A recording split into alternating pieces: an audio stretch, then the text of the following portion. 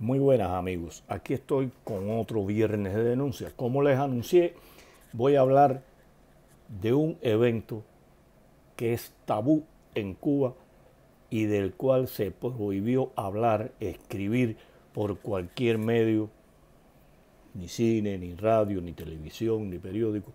Fidel prohibió hablar de los sucesos de Granada en 1983, en los cuales él involucró al pueblo cubano, a una parte, pero en definitiva, finalmente, todo el pueblo cubano se vio involucrado de una manera u otra en estos hechos. La pequeña isla de Granada estaba gobernada en esos momentos, era primer ministro Maurice Bicho, que había creado el partido La Nueva Joya y venía gobernando el país como primer ministro, repito, desde 1979. Su acercamiento hacia Cuba y a la Unión Soviética, y especialmente su amistad estrecha con Fidel Castro, parece que no gustaron a su movimiento, al partido La Nueva Joya, y este ordena darle un golpe de Estado y el militar, vamos a ver el nombre, que se nos pierde, Hudson Austin, jefe de las tropas armadas de ese país, asesina a Maurice Bicho, a un grupo de miembros de La Nueva Joya que simpatizaban y eran miembros del gobierno de Maurice Bicho, e incluso asesina a la familia de Maurice Bicho, cuyos cadáveres aún no han sido encontrados. Esto provoca una reacción de parte del gobierno de Estados Unidos y comienza a preparar una invasión a este país para calmar la situación, porque se sucedían los asesinatos y había una violencia muy grande. Cuba en esos momentos estaba construyendo un aeropuerto supuestamente civil, pero tenía las dos funciones de seguro, no le quepa duda a nadie que así iba a ser. Había un grupo de constructores cubanos, mayoritariamente jóvenes, y Fidel, en una de sus locuras, en uno de sus actos irresponsables, y este es también otro acto criminal de Fidel, en su avión AN-24, el Patico, como les decía, monta a un grupo de coroneles, les da un grupo de armas y los envía hacia Granada. ¿Por qué es importante hablar de esto? Porque es un suceso que hace unos años, 4, 5, 6 años, estaba hablando con algunos jóvenes incluso preparados, ya de 30, 31 años, y le hablé de Granada a más de uno, y solamente 2 me pudieron decir que allí se había sucedido en ese año una invasión de Estados Unidos. Lo que había pasado con los cubanos y lo que había hecho Fidel no se conocía. Como dije, era un evento tabú.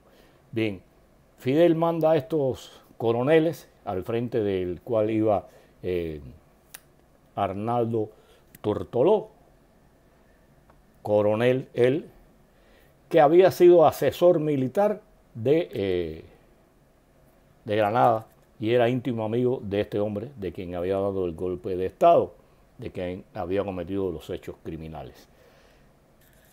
Cuando ustedes analizan, dicen, bueno, la guerra de Angola estaba en pleno apogeo, las tropas cubanas estaban entrenadas, los generales cubanos estaban entrenados. No, Fidel no manda a ningún general de los suyos ni a ninguna tropa élite. Manda, como dije, a coroneles con la orientación de impedir que los Estados Unidos tomaran y aterrizaran en el aeropuerto. Una intervención en los asuntos internos de otro país, como acostumbra él, y la orientación era que con estos civiles enfrentara a la 82 División Aerotransportada de Estados Unidos, que había combatido en Angola, una de las tropas élites de los Estados Unidos. Y aclararon una cosa, en esa invasión, en esa incursión militar, no solo van tropas estadounidenses, hay un pequeño grupo de islas del Caribe que envían tropas ahí, pequeñas, pero fueron tropas. Esto en Cuba nunca se dijo, siempre fue sobre Estados Unidos. La orientación era interrumpir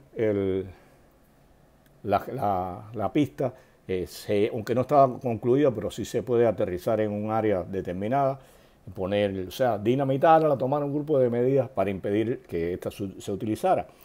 ¿Qué hicieron los militares cubanos? Llegaron a la embajada y a gozar la papeleta. Tal vez esto salvó que hubiera sucedido una masacre. Ya a las 2, 3 de la mañana van hacia la zona del aeropuerto donde estaban los cubanos y muchos se acuestan a dormir, aterrizan, desembarcan las tropas de Estados Unidos. Ninguna de las medidas que se dijo se habían tomado, que además no tenían por qué cumplirlas. El primer acto cobarde de estos coroneles fue permitirle a Fidel que los enviara de carne de cañón a Granada. Ese fue el primer acto cobarde. El segundo, yo no lo considero cobarde.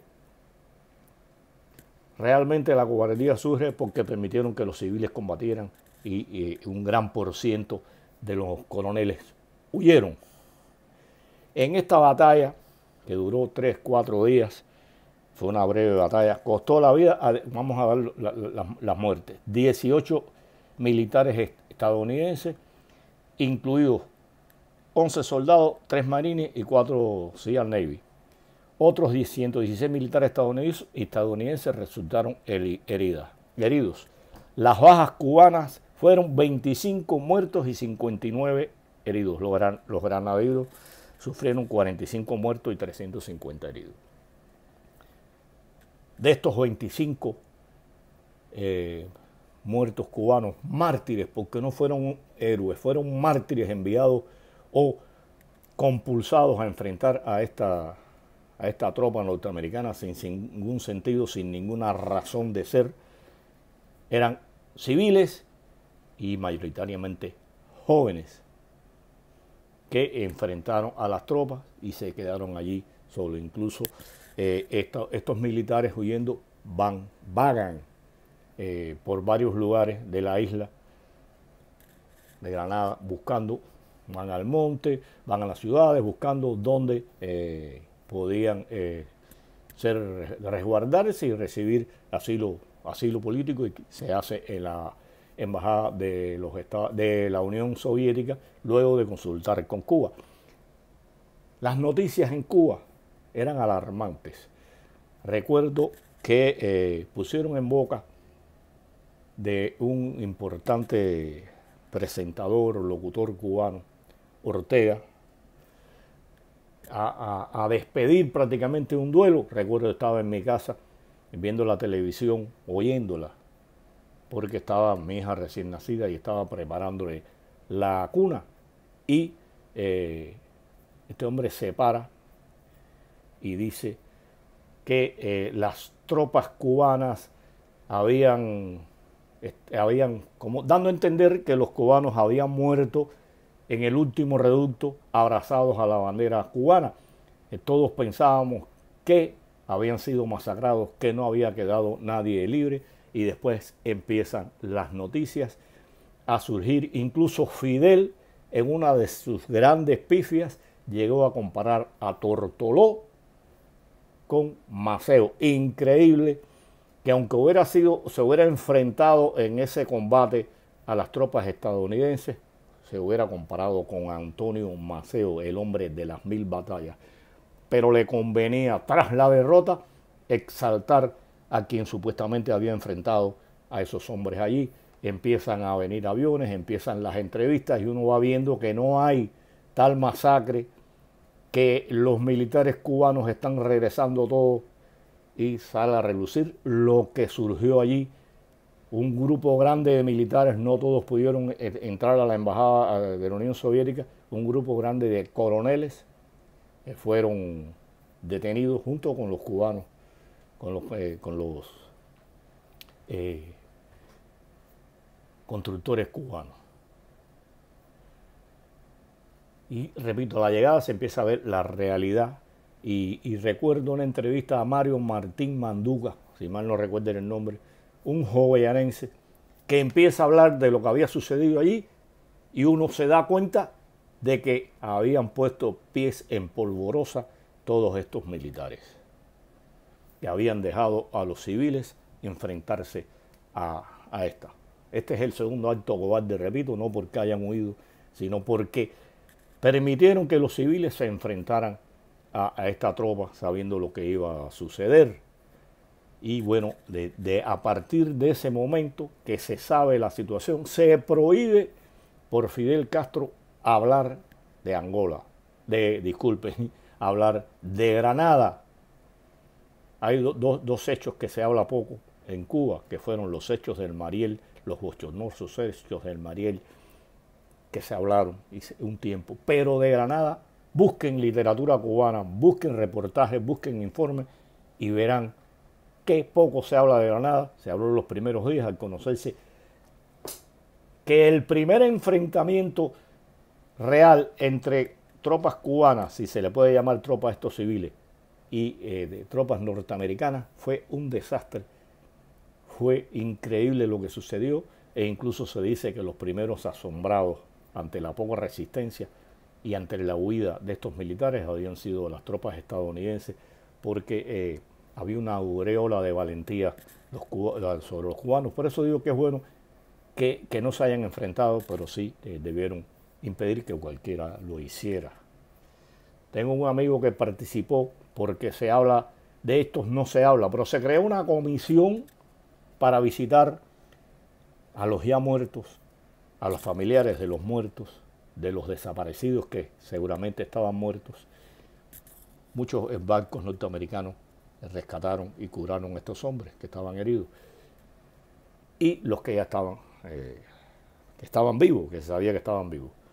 Y me cuenta que fue bochornoso. Dice que en algunos lugares estaban ya fiestando porque se sabían que su familiar estaba vivo, pero en otros lugares pasó un gran bochorno y una gran pena porque los familiares los expulsaron. A algunos los escupieron, diciéndole, y con toda razón, que había sido criminal Fidel al poner a su hijo joven, constructor, que tal vez fuera incluso hasta trabajar en computadora o en contabilidad, o lo que manejara era un pico o una pala o una frota, a enfrentar a estos militares. ¿Qué pretendía Fidel?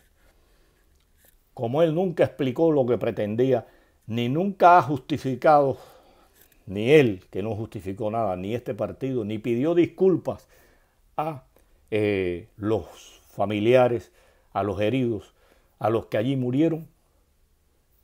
Es interesante que un día alguien no solo pida disculpas, que sea capaz de explicar qué pretendía Fidel Castro con lo que hizo en 1983, poniendo a enfrentar a jóvenes inexpertos civiles a tropas élites de Estados Unidos, y por qué no mandó a un general al frente de esta tropa. Los generales los coroneles fueron degradados, aquello se hizo todo un show posterior, hubo hasta un video, una película hablando de que Raúl hablaba sobre lo cobarde que habían sido y todas estas cosas, una película que se puso para militantes del Partido y de la Juventud, pero que trascendió como todo en Cuba, justificando y cuestionando a los que allí no habían combatido. Para nada salió a relucir la cobardía de Fidel a enviar a esos hombres allí a combatir en este país ajeno a nosotros y sin razón alguna. Espero les haya servido de algo este video y conozcan una de las atrocidades y crímenes que cometió Fidel para con su pueblo. Un saludo a todos, hasta la próxima.